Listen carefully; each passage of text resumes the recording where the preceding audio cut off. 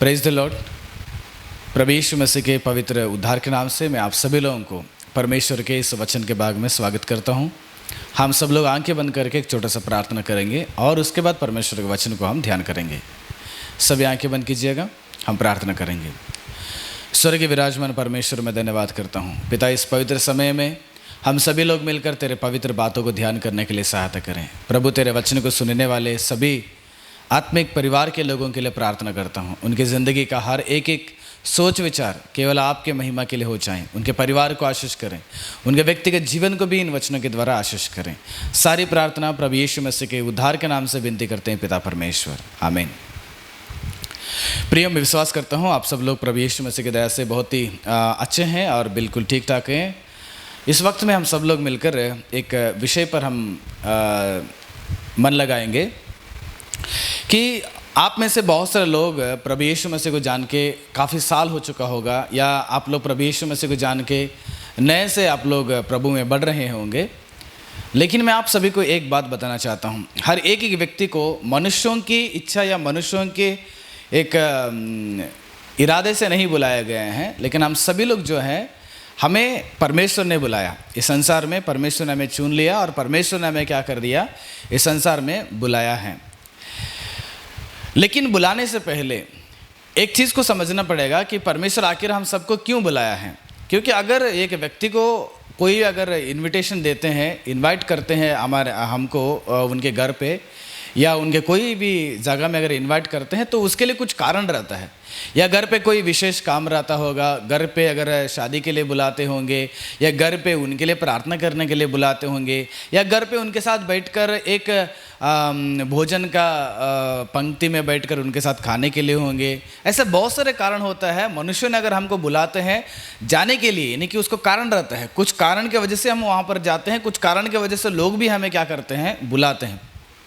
खाली किसी को नहीं बुलाते हैं। ठीक उसी प्रकार परमेश्वर अगर मनुष्य को बुलाते हैं तो बहुत सारे कारण होता है प्रियो, लेकिन वो सारा चीज़ मैं बगल में रखता हूँ। लेकिन इस वक्त में परमेश्वर ने आखिर मनुष्यों को बुलाने का क्या कारण हो सकता है, क्योंकि परमेश्वर ने मनुष्यों को बुलाने के बाद उस बुलाहट में हम तो आ चुके हैं। क्या परमेश्वर ने बुलाने के बाद परमेश्वर के बुलाहट तो हम स्वीकार करके परमेश्वर के बुलाहट में आ चुके हैं? क्या हमारे ज़िंदगी में बदलावट में हम लोग उसको दिखाए हैं?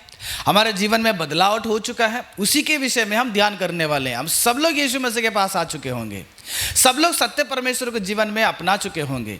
क्या परमेश्वर के उस बुलाहट में आ गए? लेकिन आप में से कितने लोग हैं बुलाहट पे स्वीकार करके बुलाहट में आ गए और अपने ज़िंदगी को बदलावट में दिखाए हैं? कितने आपके जीवन में बदलावट हो चुका है? क्योंकि मैं एक व्यक्ति को दिखाना चाहता हूं। आज परमेश्वर ने चेलों को बुलाए। आप देखिएगा, यूहन्ना रचित सुसमाचार का पहला अध्याय जाके पढ़िएगा।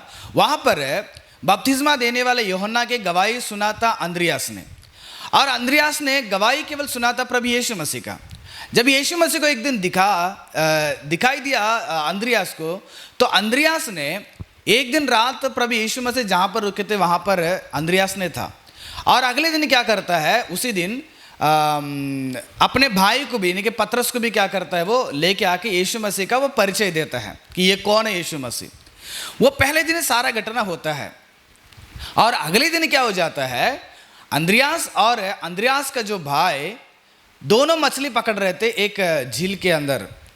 तब यीशु मसीह ने वहां पर जाते हैं और दोनों को देखकर यीशु मसीह दोनों को बुलाते हैं, आप आ जाना, मैं आप लोगों को मनुष्यों को पकड़ने वाले मछुआरे बनाएंगे।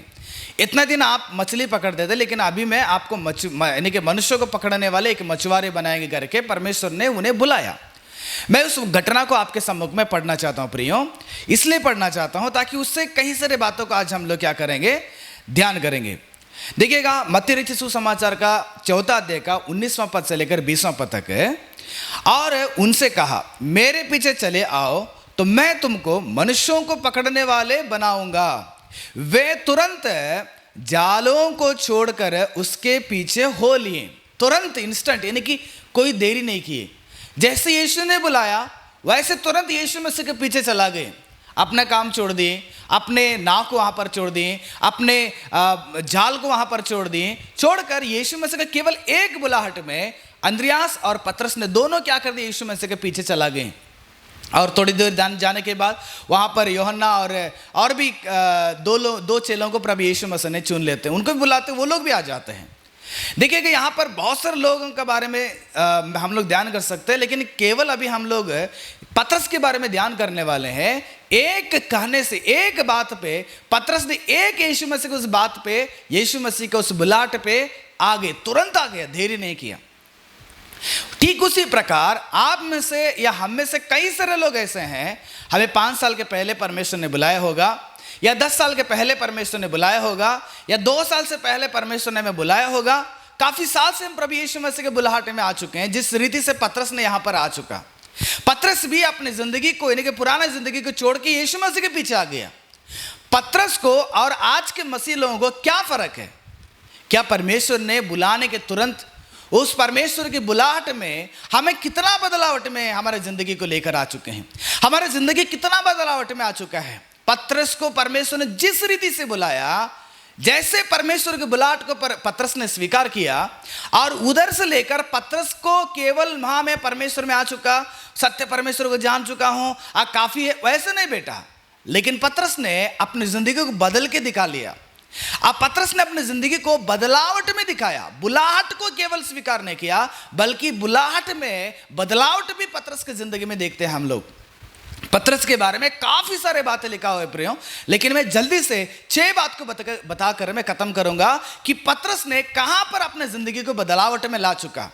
आज हमें भी समझना पड़ेगा, मैं भी अगर यीशु मसीह के बुलाहट में आ चुका हूं, आप भी अगर परमेश्वर के बुलाहट में आ चुके हैं, तो केवल बुलाहट में आप लोग मगन मत हो जाइएगा, हम यीशु मसीह के पास आ चुके करके मगन मत हो जाइएगा, लेकिन तुम्हारी जिंदगी में थोड़ा बदलावट में भी लाना चाहिए। तुम्हारे जीवन को थोड़ा बदलावट लाइएगा, कुछ चेंजेस तुम्हारे जीवन में दिखाएगा, जिस रीति से पतरस ने दिखाया, जिस रीति से पतरस का जिंदगी हो गया, ठीक उसी प्रकार आपके जीवन में भी बदलावट को परमेश्वर देखना चाहते हैं। उसी के लिए तो तुम्हें बुलाए हैं सब परमेश्वर ने संसार में। मेरे साथ परमेश्वर के वचन को ध्यान कीजिएगा। मत्ती रचित सुसमाचार 10वां अध्याय का 2 पद में पतरस ने परमेश्वर की बुलाहट को, केवल बुलाहट को नहीं, उसको किस रीति से अपनी जिंदगी को बदला हुआ, कैसे उसने जिंदगी को बदलावट में लाया। मत्ती रचित सुसमाचार का 10वां अध्याय का 2 पद को देखिएगा। इन 12 प्रेरितों के नाम ये हैं। पहला सिमोन, जो पतरस कहलाता है। प्रियो, मैं सच में कहना चाहता हूं, यीशु मसीह ने काफी सारे लोगों को वहां पर बुलाए, है ना, बहुत सारे लोगों को बुलाए। बुलाने के बाद अपने चेले बनाए। अपने चेले बनाने के बाद देखिएगा, समाज में कई सारे एक प्लेटफॉर्म में अगर देखते हैं ना, हर एक व्यक्ति अपने आप को ऐसा सोचता है कि मैं अलग से जिंदगी बिताऊं, मैं एक अलग ही प्रकार का जिंदगी बिताऊं, मैं एक अलग ही प्रकार का एक व्यक्ति हूं, मैं सबसे अलग हूं, मैं सबसे बड़ा हूं, सबसे ज्ञानी हूं, सबसे महान हूं, सबसे आगे हूं, सबसे बुद्धिमान हूं। यानी कि कोई व्यक्ति के साथ वो मिलजुल कर रहना नहीं चाहता है। लेकिन बाइबल बताता है, जैसे पतरस को परमेश्वर ने बुलाया, जैसे पतरस ने परमेश्वर की बुलाहट को स्वीकार किया, वहां पतरस ने यीशु मसीह के पीछे आकर यीशु मसीह के सेवकाई में लग गया। यीशु मसीह के सेवकाई में जैसे लगा, वैसे पतरस ने अपनी जिंदगी में सीख लिया कि मुझे केवल अलग जिंदगी नहीं बिताना चाहिए, बल्कि प्रभु यीशु मसीह के चेलों के साथ मुझे क्या करना पड़ेगा, जीवन बिताना पड़ेगा। मित्रों, सबसे पहले मैं आपको बताना चाहता हूं, जैसे परमेश्वर की बुलाहट में आ जाते हैं, बुलाहट में आने के बाद सबके साथ मिलकर रहने के लिए आप कोशिश करो। आप अपने गाड़ी को अलग से खींचने के लिए कोशिश मत कीजिएगा। आप अपने सोच विचार में जिंदगी बिताकर केवल आप ही एक अलग है, अलग प्रकार से जिंदगी बिताएंगे करके कभी मत सोचिएगा। पतरस ने देखिएगा, 12 चेलों में से एक गिना गया, 12 चेलों में से एक गिना गया, क्योंकि हर एक चेला का सोच विचार एक अलग प्रकार की था। सब लोग एक अलग ढंग से जिंदगी बिताने वाले थे, लेकिन सबसे मिलजुल कर सबके साथ पतरस ने क्या कर दिया, अपने जिंदगी को एडजस्ट कर लिया। हो सकता है कि हमारे साथ रहने वाले लोग सही नहीं हो सकते होंगे, या हमसे प्रेम नहीं करते होंगे, या हमारे साथ रहने वाले लोगों का सोच विचार अलग रहता होगा, लेकिन मुझे और आपको सोचना पड़ेगा कि मैं परमेश्वर के बुलाहट में आ गया हूं। पहले मैं अकेले जिंदगी बिताता था, मेरा सोच विचार अलग था, मैं हमेशा एक अकेलापन की जिंदगी बिताता था, लेकिन अभी मुझे ऐसा नहीं। मेरा परिवार में मैं मिलकर रहना चाहिए, मेरा कलीसिया में मिलकर रहना चाहिए, मैं अलग नहीं भागना चाहिए।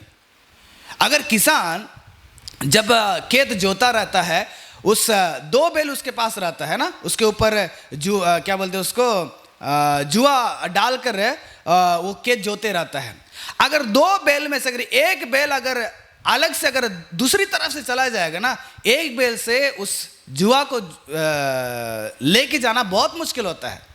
ठीक उसी प्रकार हम जब परमेश्वर के पास आ जाते हैं, परमेश्वर को बुलाहट में आ जाते हैं, हम सबको एक याद होना चाहिए कि मुझे सबके साथ चलना चाहिए, मुझे सबके साथ मिलजुल कर रहना पड़ेगा, मुझे सबके साथ क्या करना पड़ेगा, परमेश्वर के मार्गों में जिंदगी बिताना पड़ेगा करके मुझे और आपको एक सोच होना चाहिए। वो सोच पतरस के जीवन में आ गया।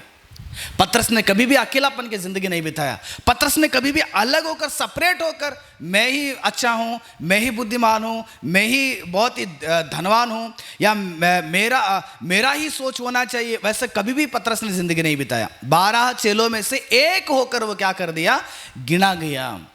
ये पतरस का बदलावट था। उसने पतरस की जिंदगी में बदलावट देखिए कि मछली पकड़ रहे थे। मछली पकड़ते समय पतरस ने और अंद्रयास, अपने भाई लोग दोनों अलग थे। उनका कमाई उनके लिए था, उनका घर उनके लिए था, उनका सारा पैसा उनके लिए था, उनका जिंदगी उनके लिए था। वो किसी के बारे में फिक्र नहीं करते थे, केवल अपने बारे में फिक्र करना। लेकिन अभी ऐसे नहीं, 12 में से गिना गया। अभी जो कुछ भी करता है 12 में से ये सोच विचार रखता था। जो कुछ भी करता है 12 लोगों के बारे में सोचता था। इसने अगर एक व्यक्ति, मैं अगर गलत करूंगा तो 11 लोगों को उसका इफेक्ट हो जाता है। मैं अगर अलग से जिंदगी बिताऊंगा 11 लोग अलग हो जाते हैं। तो उस प्रकार के सोच लेकर पतरस ने क्या कर दिया, अपने जिंदगी में बदलावट लाया। ऐसे हमारे जीवन में भी बदलावट आना बहुत जरूरत होता है। देखिए दूसरा विषय को, मत्ती रचित सुसमाचार का 16वां अध्याय का 16 पद से लेकर 17 पद तक परमेश्वर का वचन बताता है। सिमोन पतरस ने उत्तर दिया, तू जीविते परमेश्वर का पुत्र मसीह है। यीशु ने उसको उत्तर दिया, हे समौन, योना के पुत्र, तो धन्य है, क्योंकि मांस और लहू नहीं, परंतु मेरे पिता ने जो स्वर्ग में है यह बात तुझ पर प्रकट किया है। जी मित्रों, पतरस की जिंदगी में दूसरी बदलावट वो आ गया। शायद पतरस की जिंदगी एक अलग विश्वास में, एक अलग मार्ग में, एक अलग इरादे में, एक अलग सिद्धांत में जिंदगी बिता रहा होगा।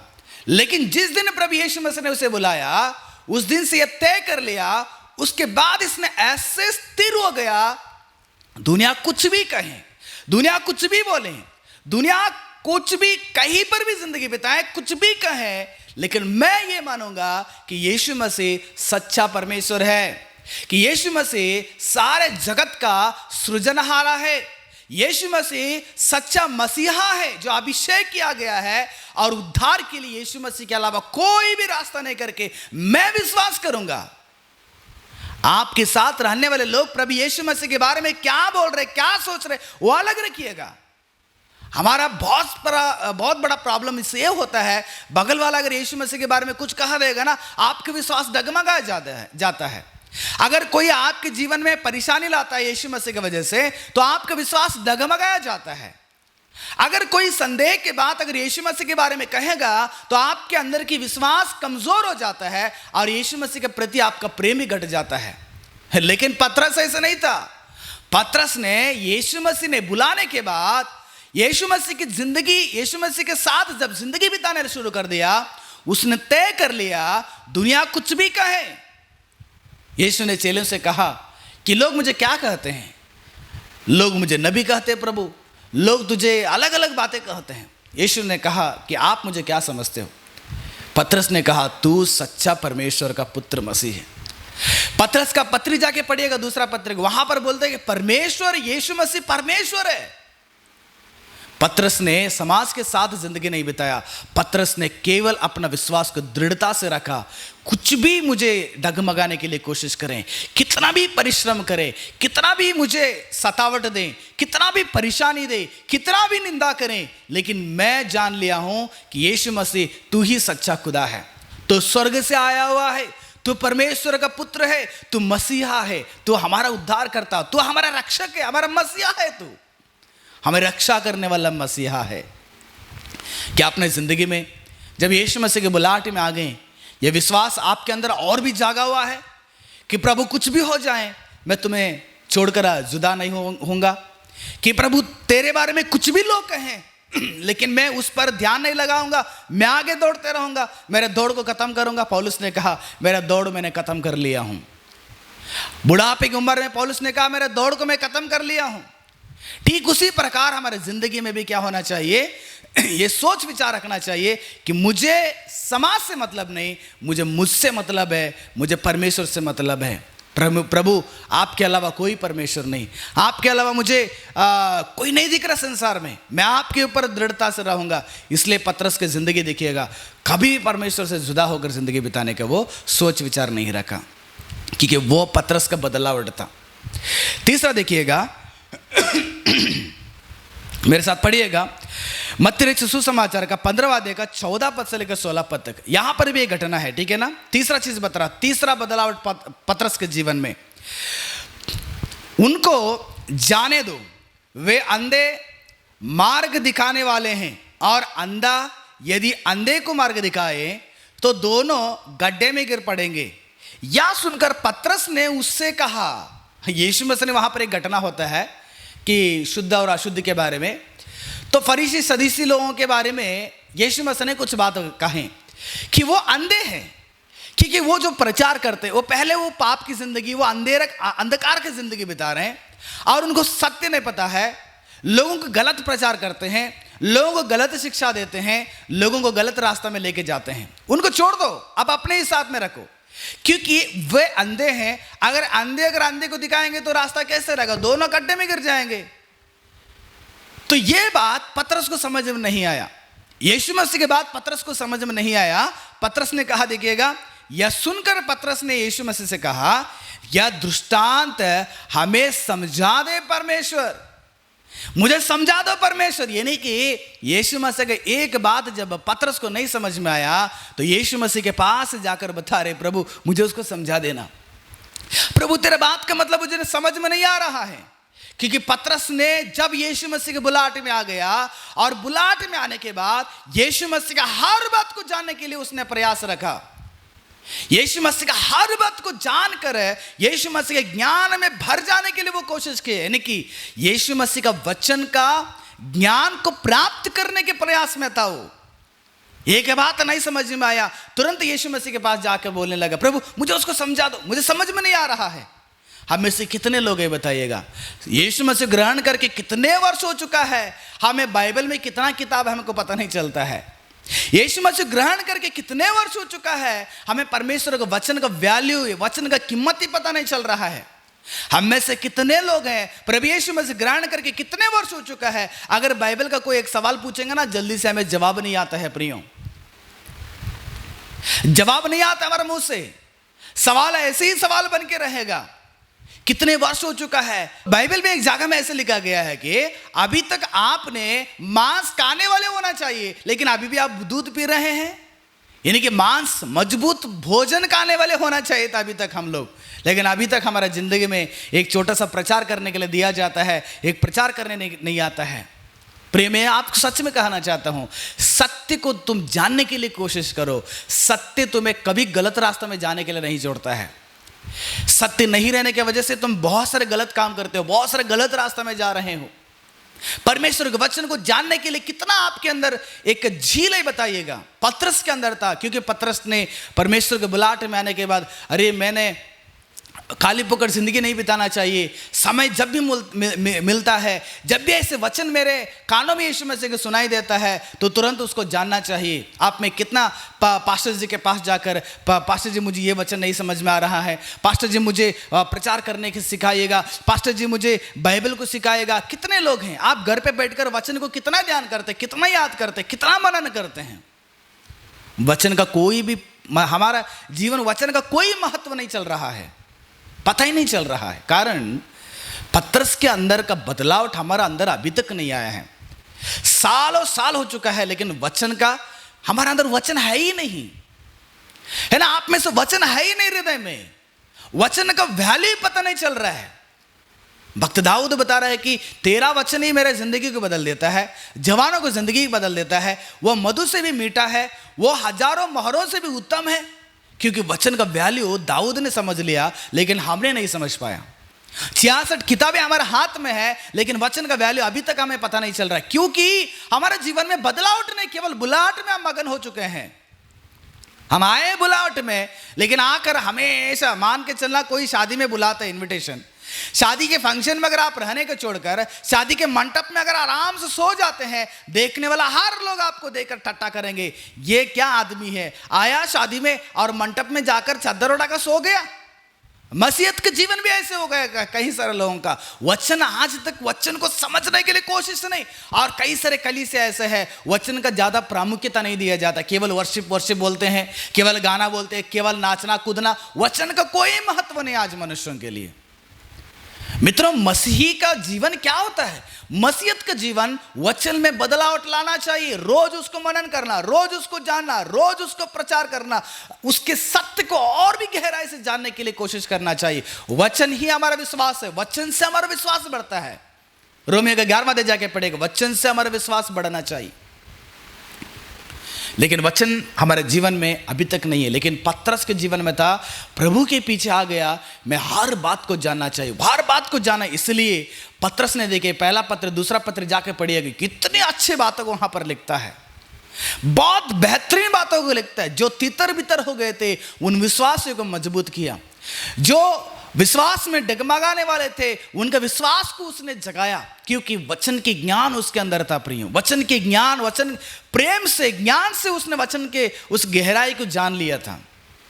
क्या आप में से ऐसे हैं परमेश्वर की बुलाहट में तो आ गए हैं, मैंने वचन को मेरे जिंदगी में कितना महत्व दे रहा हूँ, वचन को कितना ग्रहण किया, वचन को कितना मैं जान ले रहा हूँ। हर सच्चाई को, सत्य को जानने के लिए पतरस ने प्रयास करता था। यीशु मसीह के पास जाकर, प्रभु मुझे समझ में नहीं है, बताना प्रभु, क्योंकि झूठे भविष्यद्वक्ता लोग, झूठे प्रवक्ता लोग, झूठे प्रेरित लोग, झूठे सेवक लोग, झूठे मसीह लोग आज समाज में फैल चुके हैं। अंधियारा की जिंदगी बिता के अंधा होकर जिंदगी बिता रहे हैं, और उस अंधकार का अंधा को लोगों को प्रचार कर रहे हैं, अंधे अंधा को प्रचार करके दोनों मिलकर गड्ढे में गिर रहे हैं। आज गलत विश्वास में है, गलत प्रचार में है, गलत इरादा में है, गलत सिद्धांतों में है।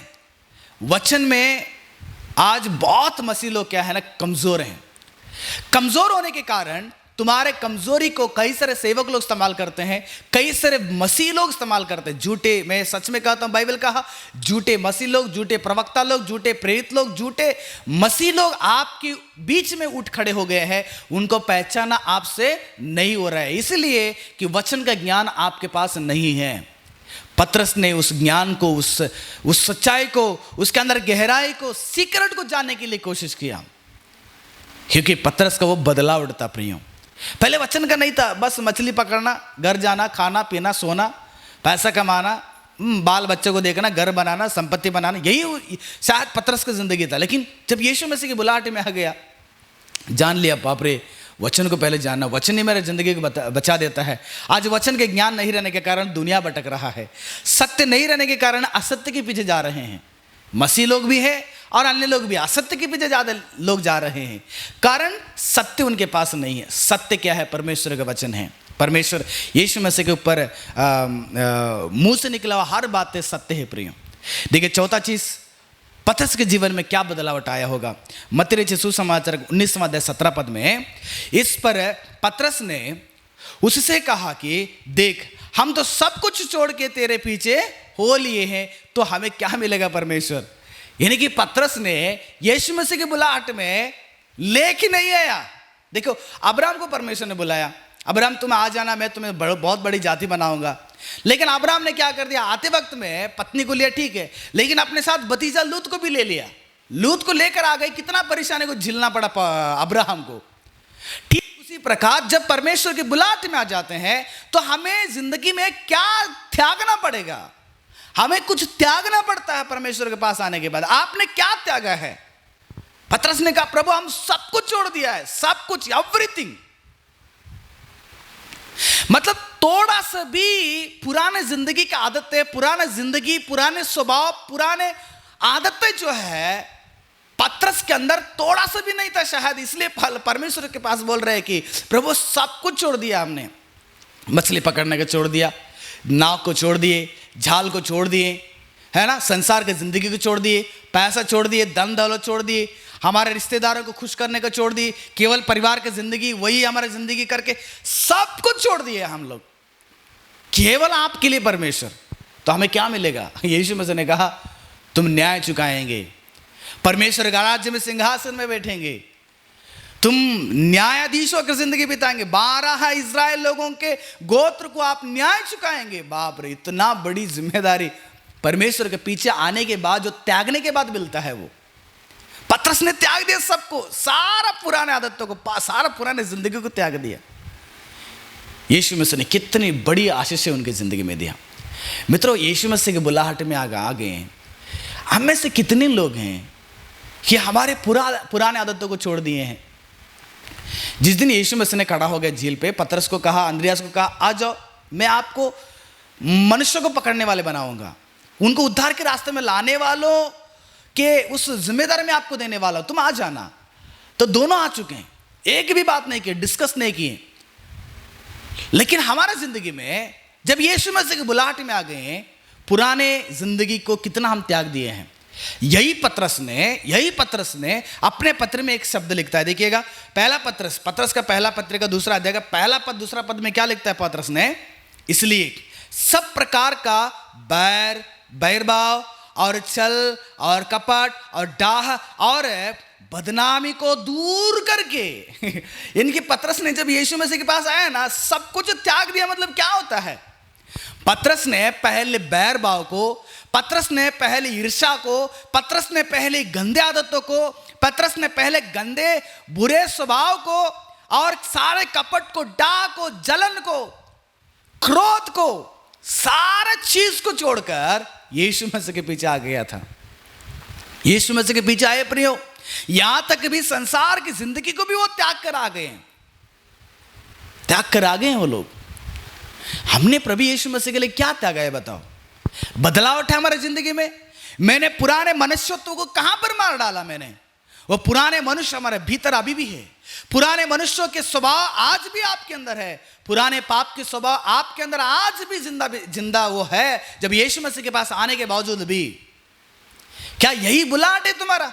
इसी के लिए परमेश्वर ने बुलाया तुम्हें कि पुराने जिंदगी बिताओ यहां पर भी? नहीं प्रियो, तुम्हें एक नया आदमी बनना चाहिए। जो यीशु मसीह में होता है वो एक नई सृष्टि बनना चाहिए।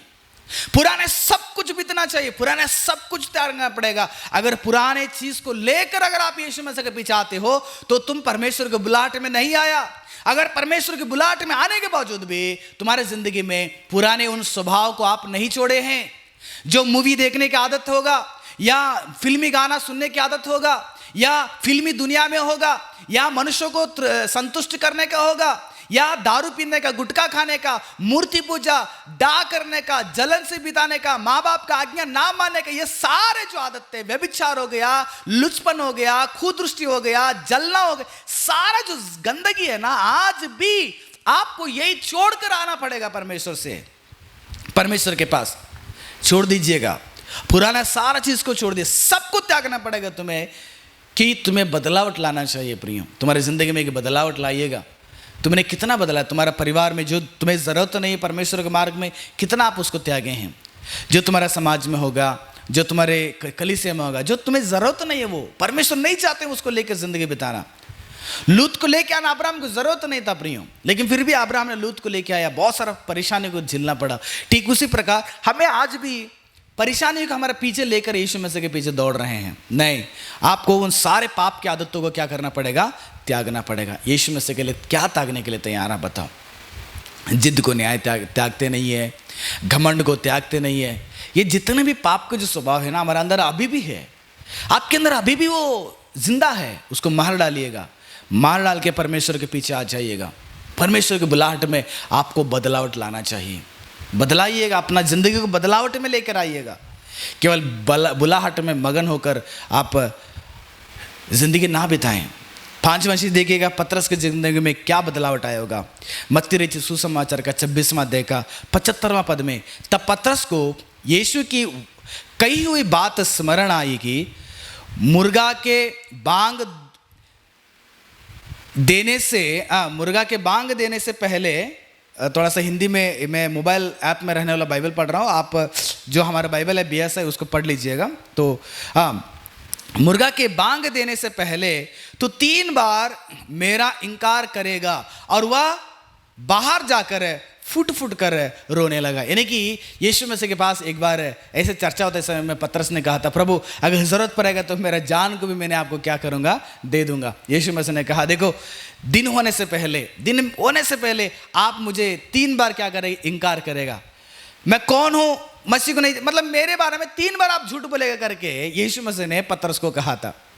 जब यीशु मसीह को पकड़ के लेके गए तो वहाँ पर 2 बार स्त्रियाँ आकर पूछते हैं कि आप मसीह के साथ रहने वाला है, आप भी उनमें से एक हो, है ना। और वहाँ पर रहने वाले लोग भी बताने लगे आप भी यीशु मसीह के चेला हो। तो पतरस ने 3 बार बोलता है, उसको मैं नहीं जानता हूँ, आप क्या बोल रहे, मैं नहीं समझ पा रहा हूँ, मैं उसको नहीं जानता करके 3 बार झूठ बोलता है, डर के मारे झूठ बोलता है, सत्य को नहीं बोलता उसने। तो यीशु मसीह को उस बात याद आ गया 3 बार झूठ बोलने के बाद। जब मुर्गा वहाँ पर भांग दिया तो उसके बाद उसको दिमाग में आया, अरे यीशु मसीह ने मेरे बारे में बताया था, तो 3 बार झूठ बोलेगा, मेरे बारे में इनकार करेगा। पतरस को पता चला, अरे मैंने बहुत बड़ा पाप किया हूँ, यीशु मसीह के विरुद्ध बहुत बड़ा पाप किया मैंने। छोटा सा पाप था, क्या वो, क्या है वो, उसने यीशु मसीह को इनकार किया, झूठ बोला। छोटा सा पाप के लिए पतरस ने फुट फुट कर रोआ करके परमेश्वर का वचन बताता, क्योंकि पतरस का जिंदगी का बदलाव वो था प्रियो, जब भी उसका जिंदगी में पाप होता है तुरंत उस पाप के कारण उसने पछता कर परमेश्वर से माफी मांगता था। पापों की खातिर उसने फुट फुट कर रोता था। पाप करने की वजह से उसने रो रो कर परमेश्वर से बिलक बिलक कर परमेश्वर से जाकर उसने माफी मांगता था, यो मैंने पाप किया हूं, मैंने गुनाह किया हूं, मैंने अपराध किया हूं, मेरे बहुत गंदा हो गया करके। बहुत सारे लोग गलत विचार हैं, एक बार मैं माफी मांगूंगा, मेरा पाप क्षमा हो गया, फिर मुझे दोबारा पाप, मेरे पापी नहीं, मैं पवित्र हो गए, जिंदगी भर पाप का क्षमा की जरूरत नहीं करके। प्रियो, जिस पाप आपने करते उसके लिए पाप की क्षमा मांगते, परमेश्वर क्षमा दे दिया, उसके लिए नहीं मांगना चाहिए। लेकिन हर रोज तुम्हारे जीवन में पाप करते हो, उस पाप के लिए परमेश्वर से कितना पछता कर परमेश्वर से माफी मांगे, बताओ। हर रोज जिंदगी में कोई भी एक व्यक्ति नहीं संसार में कि रोज मैं पाप नहीं करता हूं करके। सोच में पाप होता है, तुम्हारे काम में पाप होता है, तुम्हारे कल्पना में पाप होता है, तुम्हारा मार्गों में पाप होता है, तुम्हारा आंखों में पाप होता है, तुम्हारा आशाओं में पाप होता है।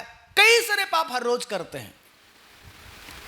क्या आपकी जिंदगी में एहसास हो रहा है कि हर रोज परमेश्वर से सोने से पहले प्रभु के पास जाकर, प्रभु यीशु मसीह, मैंने तेरे विरुद्ध पाप किया हूं, तेरे खिलाफ मैंने पाप किया हूं, तेरे वचन के खिलाफ मैंने पाप किया हूं, मुझे माफ कर दो। कितने लोग अपने पापों को अंगीकार करके परमेश्वर से स्वीकार किए, क्योंकि बुलाहट में आ गए हैं, बदलाव तुम्हारा अंदर नहीं है। आप घमंड से हैं कि मैं पाप नहीं किया, आप घमंड से हैं मैं पवित्र हूं, आप घमंड से हैं मैं शुद्ध हूं, मैं सही हूं, मेरे अंदर, मेरे जीवन में कभी गलत नहीं होता करके आप घमंड से तुम्हारी जिंदगी को बिता रहे, इसलिए पाप का पछतावा तुम्हारी जिंदगी में नहीं आ रहा है।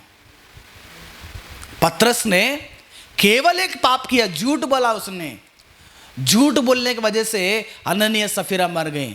झूठ बोलने की वजह से वहां पर आकान ने मर गया, आकान का परिवार बर्बाद हो गया वहां पर। अगर सत्य को जानकर हाँ मैंने किया, योशु मैंने ही चोरी किया करके बोल दिया रहा था तो कोई समस्या नहीं होता था वहां पर। शायद यहां पर भी अगर हनन्याह सफीरा ने अगर बोल देता, नहीं पतरस जी हमने गलत कर दिए हैं, है ना, पतरस जी ने कहे आप गलत झूठ बोले हैं, परमेश्वर के विरुद्ध झूठ बोले हैं आप लोग, तुरंत वहां पर मर जाते हैं। गलत का एक्सेप्टेंस हमारे जिंदगी में नहीं है, हम स्वीकार नहीं करना चाहता हमारे गलतियों को, हमारे पापों को स्वीकार करना नहीं चाहते। लेकिन पतरस ने स्वीकार किया, मैंने गुनाह किया, मैंने गलत किया।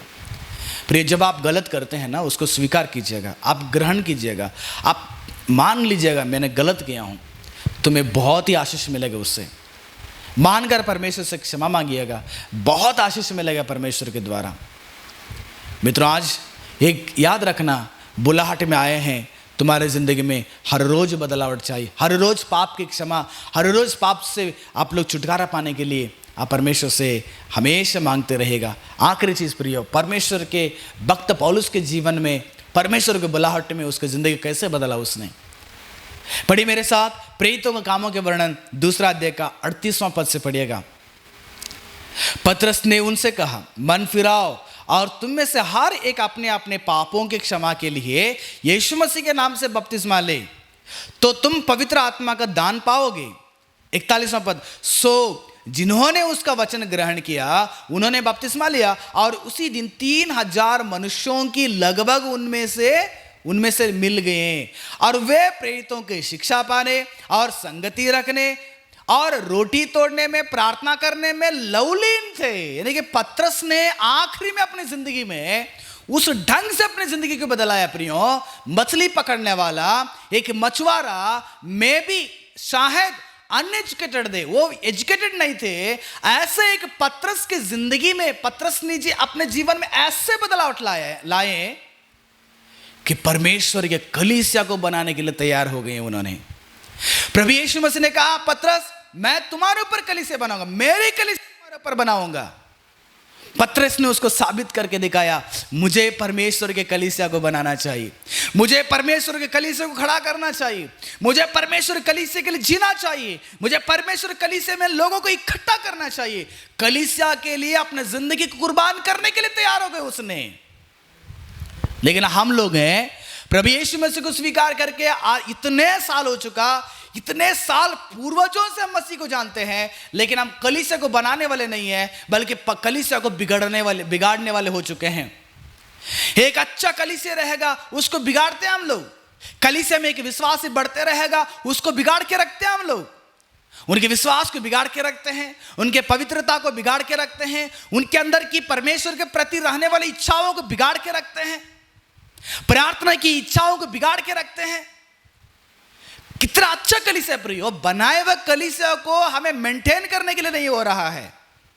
कलीसिया तैयार हुआ रहता है, लेकिन उस कलीसिया को संभाल नहीं पा रहे हम लोग, क्योंकि कलीसिया को बिगाड़ रहे हैं। कलीसिया के लोगों को गलत विचार डालकर बिगाड़ते हैं, कलीसिया के लोगों को गलत शिक्षा से बिगाड़ते हैं, कलीसिया के लोगों को संसार की अभिलाषाओं में बिगाड़ते हैं, कलीसिया के लोगों को आपस में एक दूसरे के साथ एक क्या बोलते हैं, पॉलिटिक्स के एक तौर से पॉलिटिक्स वहां पर बीच में लाकर उनके बीच में रहने वाले प्यार को तोड़कर आप कलीसिया को बिगाड़ते हैं। एक अच्छा कलीसिया एक अच्छा पासवान के पीछे रहेगा, लेकिन पासवान के बारे में गलत विचार डालकर, विश्वासियों के बारे में पासवान के अंदर गलत विचार डालकर आपस में कलीसिया को तोड़ने वाले हो चुके हमें। और ऐसे कई सारे लोग ऐसे हैं, कलीसिया में मिलना ही नहीं चाहते हैं, कलीसिया से दूर रहना चाहते हैं, कलीसिया से भागना चाहते हैं, कलीसिया के आराधना में नहीं जाना चाहते हैं, कलीसिया के हर फंक्शन में रहना नहीं चाहते हैं, कलीसिया के आराधना सर्विस में नहीं जाना चाहते हैं, कलीसिया की जिम्मेदारी उठाना नहीं चाहते हैं। अरे क्या हो गया मसीह लोगों को? कलीसिया को बनाइए, आप कलीसिया को तैयार कीजिए। एक पासवान, एक पास्टर जी ने प्रयास करके आत्माओं को मतलब परमेश्वर के प्रति उनको परमेश्वर के पास लाते हैं, परमेश्वर के सम्मुख में खड़ा करते हैं। उस आत्मा को, कलीसिया के विश्वासियों, आप कितने लोग हैं उस आत्मा को परमेश्वर में बढ़ाना है, परमेश्वर में मौजूद करना है, उन्हें मदद करना है, उन्हें सांत्वन देना है, उनके कष्टों में भागीदार होना है? कितने लोग हैं आप बताओ? कलीसिया को तोड़ रहे हैं हम लोग।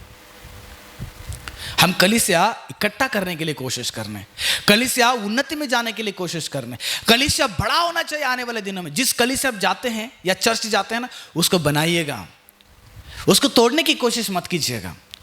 बहुत सारे लोग देखिएगा चर्च के एल्डर्स रहते हैं, कलीसिया को तोड़ के रख दे, दो विभाजन हो जाता है कलीसिया, कभी कभी एक चर्च दो पार्ट हो जाता है, यानी कि दो लोग वहां पर रहते हैं। लाइक आजकल जो संसार में चल रहा है ना, इस तरफ एक पार्टी रहेगा, इस तरफ एक पार्टी रहेगा, ठीक उसी प्रकार एक चर्च में दो पार्टियां रहता है।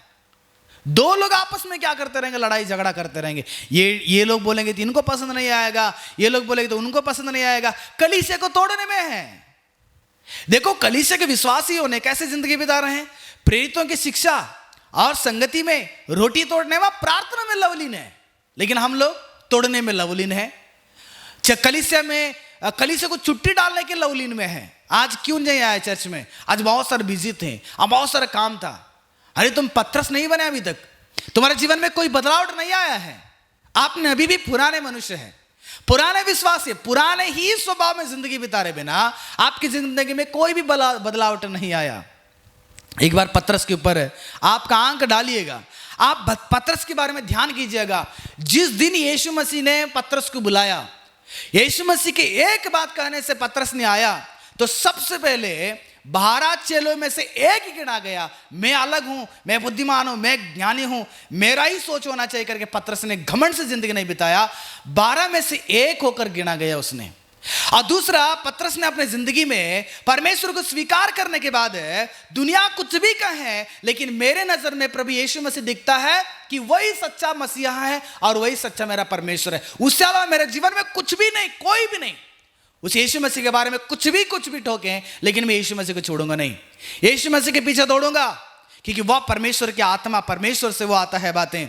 जब परमेश्वर की बुलाहट में आ गया, परमेश्वर की उस बात की ज्ञान को प्राप्त करने में, वचन की उस सच्चाई में और भी गहरा जाने में तैयार हो गया पतरस ने। उस ढंग से अपनी जिंदगी को बदल डाला उसने। और पतरस ने जब परमेश्वर की बुलाहट में आया, पुराने आदतों को, पुराने पाप को, पुराने स्वभाव को, पुराने मनुष्यत्व को लेके नहीं घुसा, बल्कि पुराने जितने भी स्वभाव थे ना, वो सारा चीज को त्याग कर यीशु मसीह के कदमों पर है उसने आकर अपने जिंदगी को बिताने के लिए शुरू हो गया। और जब परमेश्वर की बुलाहट में पतरस ने आ गया, अपने हृदय में पछतावा के साथ अपने पाप के अंगीकार को करने के लिए तैयार हो उसने कि मैंने पाप किया हूं। इससे पहले उसके जिंदगी में पाप का एहसास नहीं था, लेकिन अभी यीशु मसीह के पास आने के बाद उसका गलती का एहसास हो गया। मैं बार बार गलत करने वाला हूं, उसको माफ़ी मांगने, इसलिए रो रो कर ये परमेश्वर के पास उसने रो कर परमेश्वर से पछताया, परमेश्वर से माफ़ी मांगा उसने। और आखिरी में पतरस ने जान लिया, परमेश्वर की बुलाहट में आया हूँ, मुझे बैठना नहीं चाहिए, मुझे केवल घूमना नहीं चाहिए, मुझे टाइम पास नहीं करना चाहिए, मुझे यीशु मसीह के राज्य को खड़ा करना है, मुझे यीशु मसीह कलीसिया को खड़ा करना है। प्रियो, आप मेरे बात जितने भी सुन रहे हैं ना, आप सबका जिम्मेदार बनता है, कलीसिया को बनाइए, कलीसिया को मजबूत कीजिए, कलीसिया को दृढ़ कीजिए, कलीसिया को उन्नति में लाने के लिए कोशिश करो, कलीसिया के लिए जान देने के लिए कोशिश करो, क्योंकि उसी के लिए परमेश्वर ने आपको बुलाया। आप कलीसिया का बनाइएगा, कलीसिया को तोड़ने की सोच मत रखिएगा, कलीसिया के लोगों को तोड़ने के लिए मत सोच रखिएगा, कलीसिया को तोड़कर पूरा बर्बाद करने के लिए कोशिश मत कीजिएगा, कि वो तुम्हारे जीवन में बदलाव नहीं, वह तुम्हारे जीवन के पुराने आदतें हैं। जब यीशु मसीह के पास आ जाते हैं तो मुझे और आपको बदलावट में लाना चाहिए, परमेश्वर के कलीसिया को बनाना चाहिए। कितने लोग आप तैयार हैं? इस ढंग से पतरस ने अपने जीवन में बुलाहट को नहीं है, केवल बुलाहट के अंदर बदलावट को दिखाकर इस संसार में हमें एक सबक सिखाना चाहते थे। बुलाहट में केवल आना नहीं है, बुलाहट में मुझे और आपको बदलावट भी लाना। प्रभु यीशु मसीह इन वचनों के द्वारा आशीष कर। God bless you.